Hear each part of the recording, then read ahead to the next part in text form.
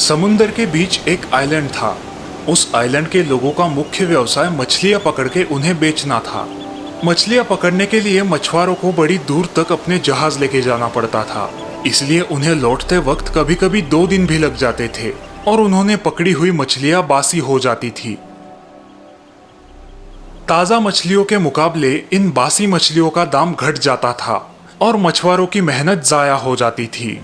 मछुआरों ने इस बात पर बड़ा सोच विचार किया और उन्होंने एक तरकीब निकाली।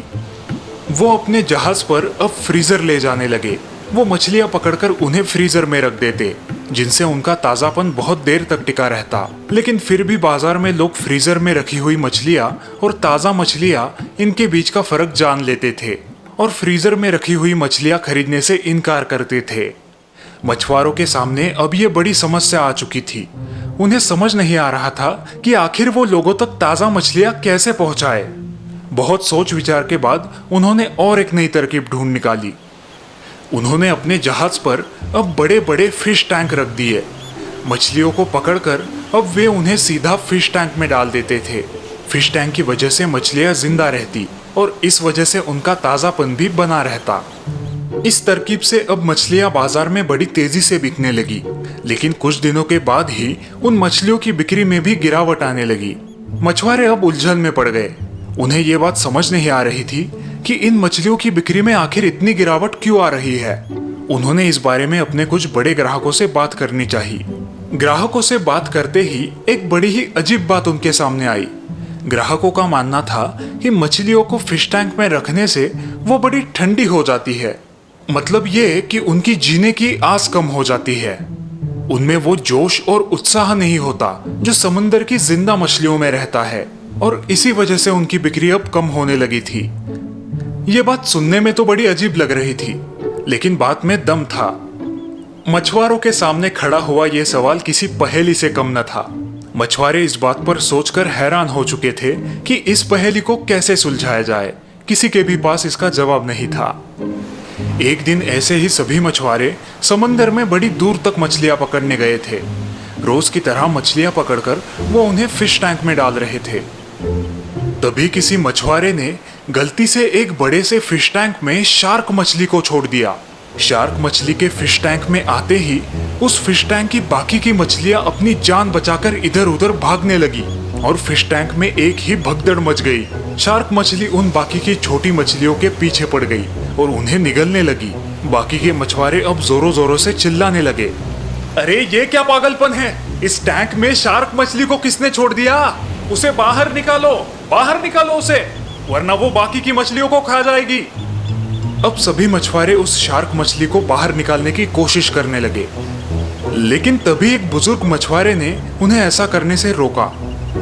रुको, जरा रुको, मेरी बात सुनो। अब सभी उस बूढ़े बाबा की तरफ उलझ कर देखने लगे। अरे बूढ़े बाबा, ऐसे तो ये शार्क इन मछलियों को निगलती जाएगी, इससे हमारा नुकसान होगा। और नहीं तो क्या? सही कहा। थोड़ा नुकसान तो होगा, लेकिन फायदा बहुत होगा। अरे इसमें क्या फायदा होगा? फायदा? वो कैसे? जरा देखो तो इन मछलियों को, अपनी जान बचाने के लिए कितनी भगदड़ मचा रही है। बस इसी बात की कमी थी जिससे इन मछलियों की बिक्री कम होती जा रही थी। हम अभी भी नहीं समझे, जरा खुलासे से बताओ बूढ़े बाबा। लोग इन मछलियों को इसलिए नहीं खरीद रहे थे क्योंकि ये बड़ी ही ठंडी और जीवन के प्रति अनुत्साही हो गई थी। फिश टैंक में रहकर उन्हें जीवन जीने के लिए ज्यादा मेहनत करने की जरूरत नहीं पड़ रही थी। लेकिन अब देखो, शार्क मछली के आते ही अपनी जान बचाने के लिए उन्हें अब संघर्ष करना पड़ रहा है, जिससे उनकी जीवन का जोश और उत्साह वापस आ गया है। हाँ, ये बात जरूर है कि शार्क इसमें से कुछ मछलियों को निगल जाएगी, लेकिन जो मछलियां बचेंगी उनकी बिक्री बाजार में बड़ी तेजी से होगी, क्योंकि हमारे ग्राहकों को जो जोश और ताजापन इनमें चाहिए वो अब इन सभी मछलियों में बरकरार है। बूढ़े बाबा की ये बात सच साबित हुई। बाजार में अब ये सारी मछलियां बड़ी तेजी से बिकने लगी। बूढ़े बाबा ने उस दिन जो भी कहा उसमें एक बड़ी ही गहरी सच्चाई छुपी हुई थी। जीवन में संघर्ष का होना बहुत जरूरी है, वरना जीवन ठंडा और फीका हो जाएगा। वो कहते हैं ना, संघर्ष ही जीवन है, और जीवन ही संघर्ष है।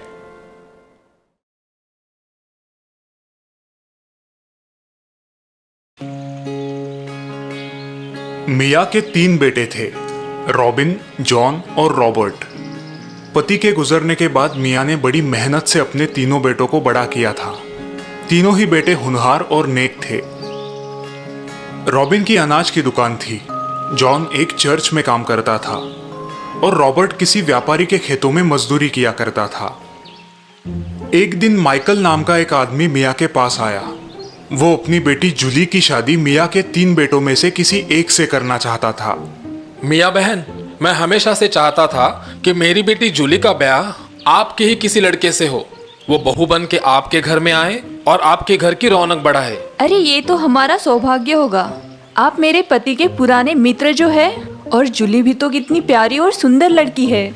लेकिन आप उसका विवाह मेरे किस लड़के के साथ करना चाहते हैं? इसका फैसला हम 1 साल बाद करेंगे। पहले मैं उन तीनों से मिल तो लूं। इतना कहकर माइकल सबसे बड़े बेटे रॉबिन के पास गया। बेटा रॉबिन, मैं कुछ दिनों के लिए यात्रा पर निकल रहा हूँ। क्या तुम कुछ दिनों के लिए मेरी ये अनाज की बोरी संभाल सकते हो? हाँ माइकल अंकल, क्यों नहीं। आप निश्चिंत होकर यात्रा के लिए निकल पड़िए। और इस तरह से माइकल जॉन और रॉबर्ट से भी मिला और उसने उन्हें भी अनाज की एक एक बोरी संभालने के लिए दे दी और वो खुद यात्रा के लिए निकल पड़ा। करीब करीब 1 साल बाद माइकल यात्रा से लौट आया। सबसे पहले वो रॉबिन से मिलने के लिए उसकी दुकान पर पहुंचा। बेटा, मैं अपनी अनाज की बोरी वापस लेने आया हूँ। माइकल अंकल, आपको यात्रा पर गए बहुत दिन हो गए थे और कहीं आपका अनाज खराब ना हो जाए, इसलिए मैंने उसे अपने दुकान में रखवा कर ग्राहकों को बेच दिया। माफ कीजिए, मैं आपको अनाज की वो बोरी तो नहीं दे सकता, लेकिन उस अनाज को बेचकर मुझे जो पैसे मिले वो आप रख लीजिए। अरे ये तो बहुत ही अच्छा हुआ, तुमने उस अनाज का सही इस्तेमाल किया। और इतना कहकर पैसे लेकर माइकल अब चर्च में जॉन के पास आ पहुंचा। बेटा, मैं वो अनाज की बोरी वापस लेने आया था। जी अंकल, मैंने आपकी बड़ी राह देखी और फिर क्रिसमस के दिन वो अनाज लोगों में बांट दिया। उन लोगों की दुआएं और आशीर्वाद हमेशा आपके साथ रहेंगे। दान धर्म, अरे वाह, ये तो बड़े पुण्य का काम है बेटा। मैं खुश हूं कि तुमने उस अनाज का सही इस्तेमाल किया। अब माइकल सबसे छोटे बेटे रॉबर्ट के पास पहुंचा। रॉबर्ट अपने खेतों में काम कर रहा था। बेटा रॉबर्ट, मैं अपनी अनाज की बोरी वापस लेने आया था। अरे माइकल अंकल, आ गए आप। आइए मेरे साथ। आपको तो पता है माइकल अंकल, पहले मैं एक व्यापारी के खेतों में काम किया करता था और बाद में मैंने उससे वो जमीन खरीद ली और उसे कसके आपने दिया हुआ अनाज उसमें बो दिया। फसल बड़ी अच्छी आई और मुझे मुनाफा भी बहुत हुआ। उसमें से कुछ बोरियां मैंने यहाँ पर संभाल के रखी है। आप उसमें से जितनी चाहिए उतनी बोरियां ले सकते हैं। बेटा, उसकी कोई जरूरत नहीं, ये सब तो तुम्हारी मेहनत का ही फल है। मैं तो सिर्फ तुम तीनों भाइयों की परीक्षा लेना चाहता था। परीक्षा? वो किस लिए? तुम्हें जल्द ही पता चल जाएगा। और इतना कहकर माइकल मिया के पास आया। कहिए माइकल जी, क्या फैसला लिया आपने? मिया बहन, मैं अपनी बेटी जूली की शादी आपके सबसे छोटे बेटे रॉबर्ट के साथ करना चाहता हूँ, क्योंकि उसी ने मेरे दिए हुए अनाज का सही इस्तेमाल करते हुए अपने होनहारी और मेहनती होने का सबूत दिया है। वही मेरी बेटी के लिए सबसे काबिल लड़का है। अरे वाह माइकल जी, मुझे आपके इस फैसले से बड़ी खुशी हुई। आखिरकार आपकी जमाई की खोज पूरी हो ही गई। हाँ बहन, मुझे मेरा जमाई मिल गया। और इस तरह से माइकल की बेटी जूली की शादी मिया के सबसे छोटे बेटे रॉबर्ट के साथ हो गई और दोनों ही एक सुखी दाम्पत्य का जीवन बिताने लगे।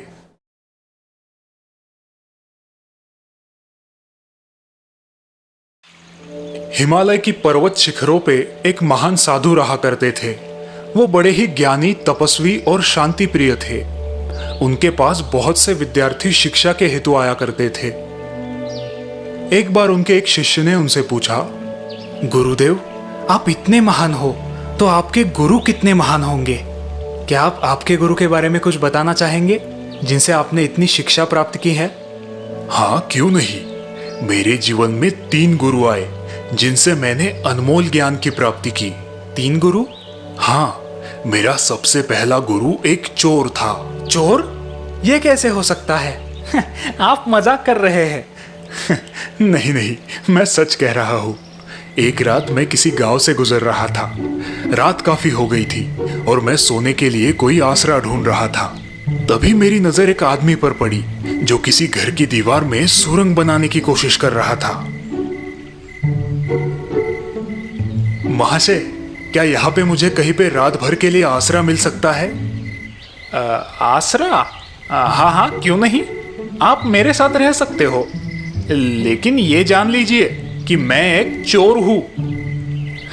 जी कोई बात नहीं, मैं एक सन्यासी हूँ, मुझे इन बातों से कोई फर्क नहीं पड़ता। और फिर मैं उस चोर के साथ उसके घर रहने चला गया। कुछ दिन मैं उसकी झोपड़ी में उसके साथ रहा। वो चोर बड़ा ही खुश मिजाज था। कभी वो चोरी करने में सफल रहता तो कभी असफल, लेकिन असफल होने पर भी वो कभी भी दुखी ना होता। अपने झोपड़े में आके आसमान को ताकता हुआ सो जाता था। वो एक मस्त मौला आदमी था। अपने जीवन में कभी भी निराश ना होने की सीख मैंने उसी से ली है। मेरा दूसरा गुरु एक कुत्ता था। कुत्ता? हाँ, एक कुत्ता। उस कुत्ते को बड़ी प्यास लगी थी, लेकिन जब भी वो पानी पीने नदी के पास आता, पानी में पड़ी खुद की परछाई देखकर वो डर कर वहां से भाग जाता। लेकिन जब उसकी प्यास बहुत बढ़ गई, हिम्मत करके उसने उस नदी में छलांग लगा दी। छलांग लगाते ही परछाई गायब हो गई। लेकिन अब वो पानी में डूबने लगा। घबरा कर वो जोर जोर से अपने पैर चलाने लगा, जिससे वो पानी में तैरने लगा और नदी के उस पार पहुंच गया। उस दिन मैंने सीखा कि अपने डर से भागो मत, उसका सामना करना सीखो। मेरा तीसरा गुरु 10 साल का एक छोटा सा बच्चा था, जो हाथ में जलता हुआ दिया लेके अपने घर की तरफ जा रहा था।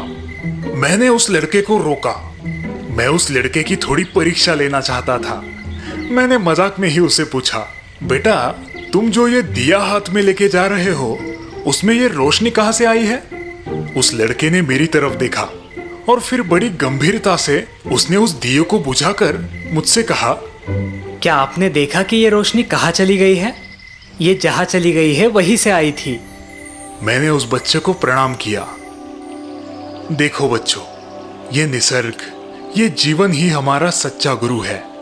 अगर हम अपने मन की आंखें खोलकर देख पाए तो यहाँ की हर एक चीज हमें मार्गदर्शन कर सकती है, हमें जीने की सही प्रेरणा दे सकती है। अब ये आप पर निर्भर करता है कि आपको आपकी आंखें खुली रखनी है या बंद।